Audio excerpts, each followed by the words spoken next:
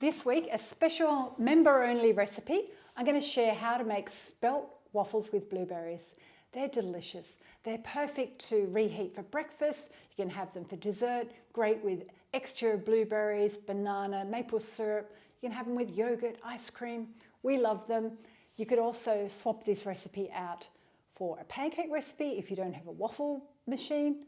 But if you've got a waffle machine, celebrate Waffle Day with us on Wednesday and enjoy these waffles. Now I'll show you how I make them.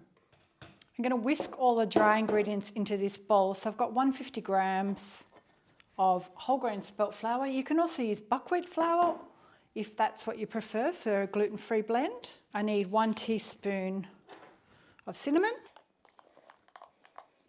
half a teaspoon of baking powder, half a teaspoon of baking soda, 1/8 of a teaspoon of salt. I'm going to whisk all those together. You can either use vanilla or I'm going to use lemon zest today. That's all the dry ingredients. In the jug here, I've got oat milk, 290 grams or 1.5 cups. I'm going to add in some date syrup. You can use maple syrup. That's 1 tablespoon. I've got a teaspoon of lemon zest, 2 teaspoons of apple cider vinegar. You could also use fresh lemon. And I've got 2 tablespoons of coconut yogurt. You can use regular yogurt if vegan's not important. That's optional, but I found they were light and fluffy using the extra yogurt. I'm going to pour that into my flour mix. On the side, I've got my waffle machine heating up. Now, if you look at your mixture and you think, oh, Sue, it's a bit runny. I think mine's a bit runny today. I think I swapped it out from the buckwheat recipe to a spelt recipe. And spelt doesn't need as much liquid, so I'm just going to add a tiny bit more flour. So maybe another 1/4 cup. We want the texture of a thick pancake. And I'm making them blueberry today, so I've got 1/3 cup of frozen blueberries. You could use fresh, you could leave them out.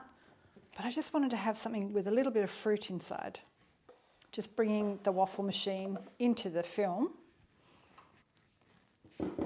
I've got my scoop here, which came with my machine. So do a full scoop, pop it into the hot waffle maker. This batter could also be swapped out for a pancake recipe too. They're pretty interchangeable.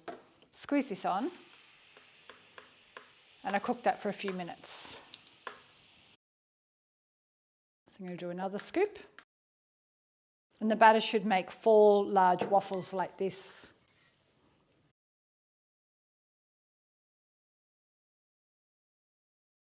My waffles are all finished. They smell delicious. Now we usually have these with butter. I've got some extra blueberries we can have on top. You could do it with yogurt. You could have banana, maple syrup.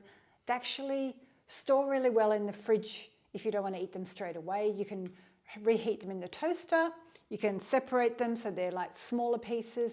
They also freeze really well, but just wait till they cool down and then you can freeze them and bring them out and pop them in the toaster. Hope you've enjoyed this, how to make some spelt waffles. It's Waffle Day here on Wednesday, so we'll be having them on Wednesday for breakfast. And in the meantime, I'll store them in the fridge and then reheat them. Thanks for watching.